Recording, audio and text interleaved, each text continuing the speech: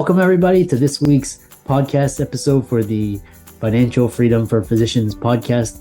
I'm your host, Dr. Christopher Liu. And as you know, we have 4 types of freedom: time, financial, location, health freedom. And in that light, I'm always bringing guests that are doing innovative things on the cutting edge, impacting the world. So today we have Jason Skeesick, and he's an entrepreneurial evangelist with a military mindset and the spirit of a puppy. So we're going to talk all about entrepreneurship, core values, building a tribe, and succeeding in business and life. So Jason, welcome. Dr. Chris, thank you. It's so nice to meet you. I'm really excited to be here today. Yeah, you have quite an interesting bio background. You know, you do a lot of interesting things. I know you're in jiu-jitsu, and which is really great. And so tell us how you got started, your bio, and what you do, and we'll go from there. Yeah. So I guess for me, I've had a meandering path up the hill, Doc. I started out coming out of high school. I didn't really find any real clear path or direction aside from playing pool and poker till all hours of the night. And so my mother and I agreed that it was time to find some discipline. So I enlisted in the United States Army. Spent 4 years in the Army working as an engineer, which really just means that I was digging holes and pulling cable and terminating fiber optics. And then from there, moved back to Chicago with a couple of military friends. And I, at the same time, enrolled back in school for finance. And we started this small little hobby, this little, jobby or whatever you want to call it, a little CrossFit gym and it was a rock climbing gym at the time as well, in the 4th floor of a mostly empty warehouse, because we got a really great deal on it.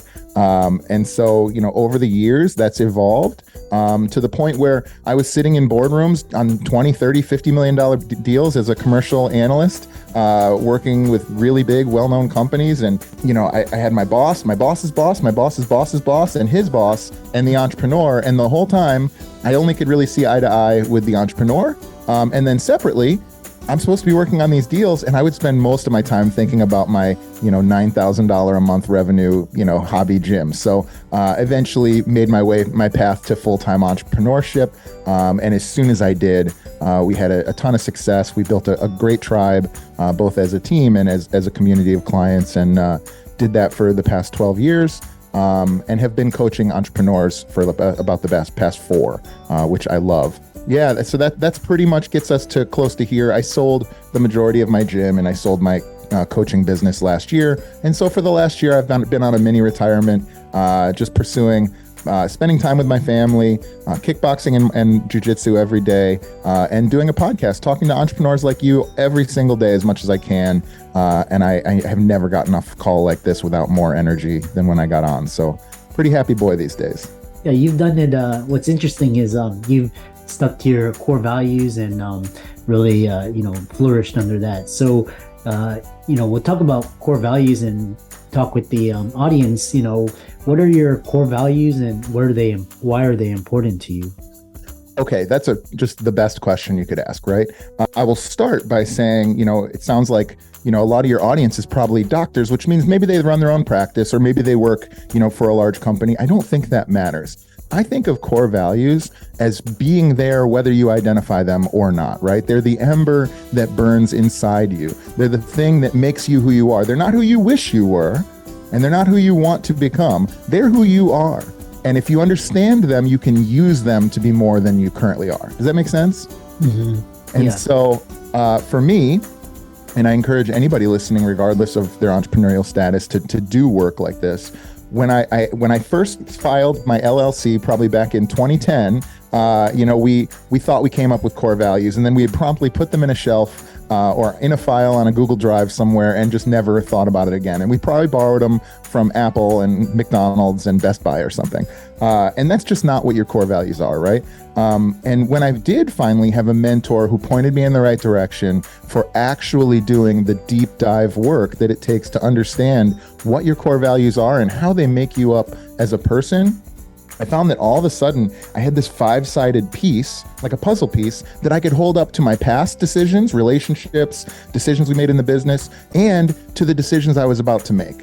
And so I'll give you what my core values are. So my core values are military mindset, which is like discipline, hardworking, shows up on time, always takes responsibility.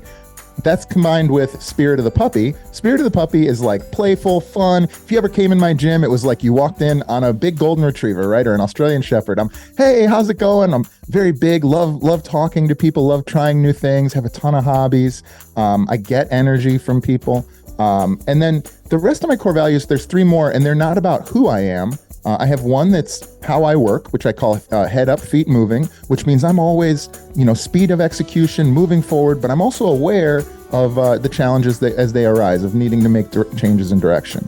The next one is how I communicate with others best. That's tribal. I'm very tribal, especially at the time I was running a CrossFit gym. We're all wearing similar clothes. We're all beating our chest and, pumping each other up and having a great time. And then my last one is invested. And what that means is that what I get out of bed in the morning is because I'm invested in myself, I'm invested in my family, my friends, my clients, and my employees. And so those are the things that guide me. That's my North Star. And so with those 5 core values and what they mean to me and my team, by the way, we would use them in conversation all the time. We then were able to kind of better understand exactly the decisions we had made and why they either did or didn't work, and evaluate things and possible hires and decisions that we make into the future. Yeah, that's interesting. Once you uncover who you are and what you resonate with, it's amazing to see people flourish. I'm interested in military, because you went through the military, and what are some of the lessons you learned by applying military experience to entrepreneurship? That's a really good question. So for starters, something you should understand about the military, and you probably already intuitively know this, but I'm going to kind of break it down for you, is they take almost everybody. It's a pretty broad swath of the population that can go to the military and succeed. So what you do, you find yourself in the military, and you find that you're in a group of people that have just such a broad variation in ability, in interest, in background, in personality. But we're not going anywhere, which means it's very rare and difficult to get kicked out or quit the military, right? And so what they've done is they've figured out systems for like basic training. Basic training is getting you on the right page with the military core values. We literally repeated military core values every single day. And there was behaviors and things that they did. They always say they break you down to build you up. And I think in some sense that's true.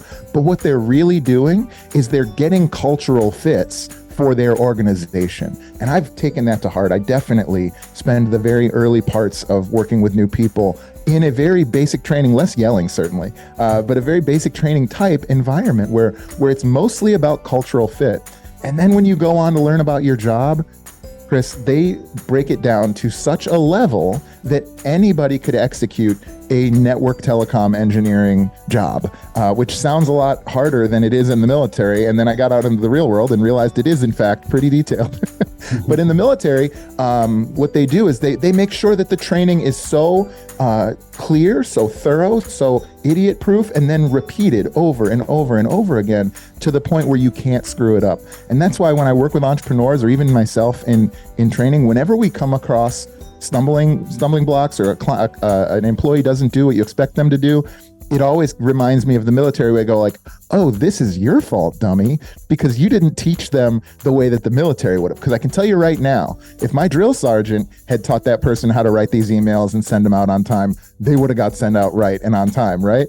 Yeah, it's quite interesting, because I always thought, because entrepreneurs, they don't figure, this, my first impression is they may struggle in the military because, they are very independent and, they have their own thoughts. And so it's just interesting to see someone from a military background into entrepreneurship. And, it's quite interesting to see how you apply that to your business. Yeah. And I would react to that too and say that, that I only needed 4 years, Chris.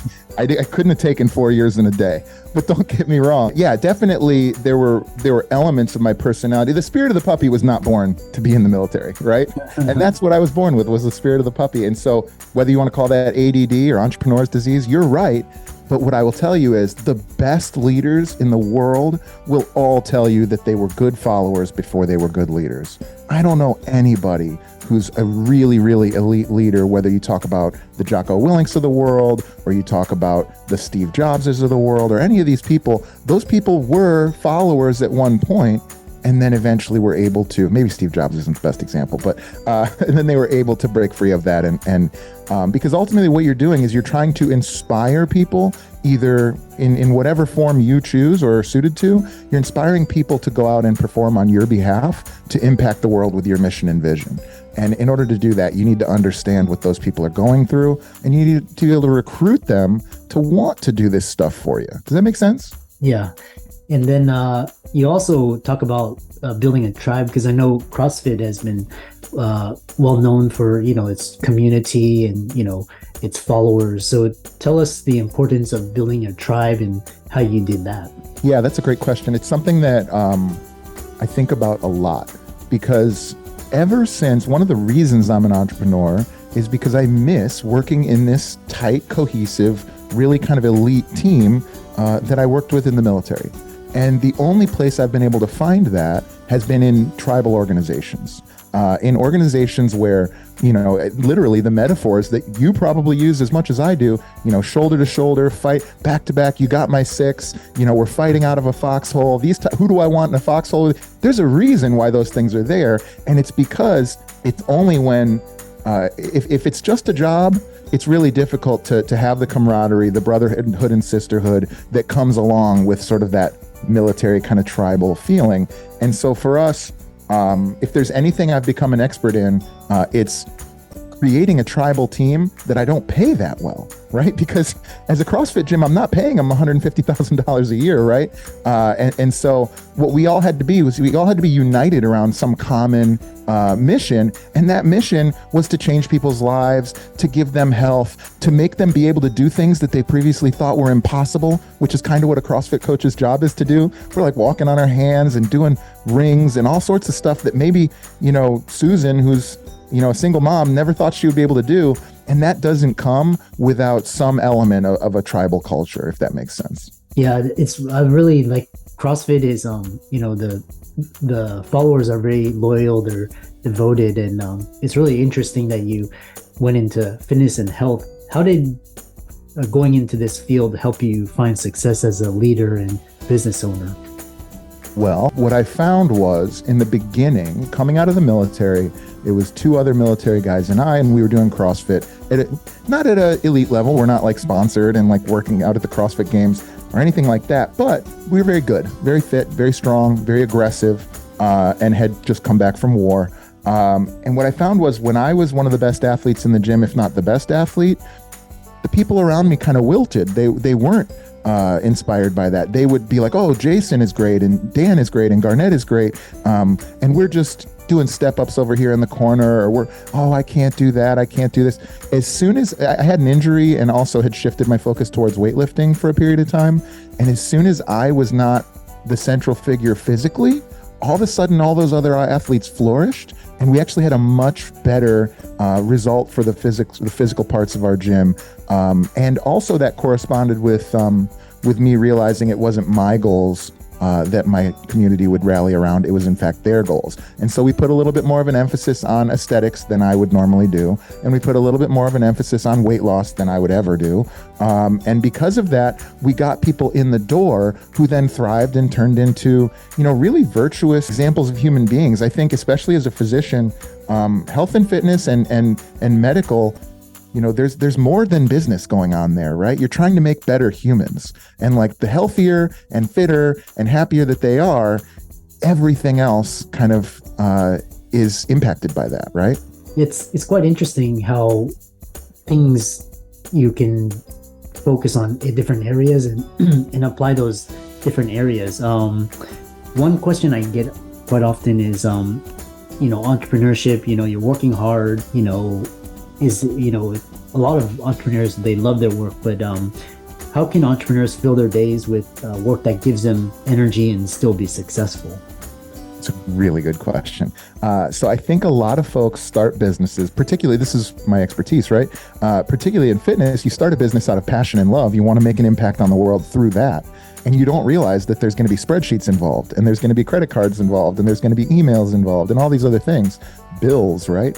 One of the things you need to realize, I call it the beautiful butterfly paradox, is on the one hand, you're a beautiful butterfly. You're an entrepreneur. You created something where once there was nothing, and you set it free into the world, and you are special. And on the other hand, everybody should be able to do what you do. These two ideas do not coexist, right? And so what you need to realize as an entrepreneur is that the magic that you think is between your ears is actually quite scientific. And if you take the time to codify it and detail it for those folks that maybe aren't, visionary entrepreneurs, you're going to get a lot better results. And then separately, there are people who love digging into spreadsheets. I'm actually one of them, by the way. There are people who love checking in with clients every single morning and doing disciplined work. There are people who I met at the bank who love reading legal contracts and making sure that covenants are upheld every single month. That's not me, but those people exist. And you can find those folks who can get just as excited for your core values and your mission. They just happen to love different aspects of it than you do. And I've been successful at doing that over the years. Yeah, you found a lot of success, and a lot of individuals are interested in hearing about you. I know a lot of the audience is into fitness and jiu-jitsu as well. So how can people follow you? I know you have a website, contact you, and maybe work with you. Well, so for starters, we talked earlier about core values, and I mentioned military mindset and the spirit of the puppy. Well, this tattoo, if you're watching the video, is the military mindset is the spear, and the clover is the spirit of the puppy. And so that is why my podcast and my website is Spear and Clover, spearandclover.com, Spear and Clover on Instagram, Jason Skeesick, no spaces, on Instagram as well. And honestly, whether you're a physician, an entrepreneur, or maybe thinking about an entrepreneurial idea, I spent the last year getting on phone calls with entrepreneurs. So I would love to hear from you, and I would love to see if I can help in any way that I can. Yeah, it's been a great discussion. So glad we were able to connect, and thanks for sharing all your alpha and your wisdom. For all the listeners out there, Jason's resources will be in the links and show notes. So thanks so much, and be sure to follow Jason on all of his media channels and website. And we look forward to hearing about your future success. Thank you, brother.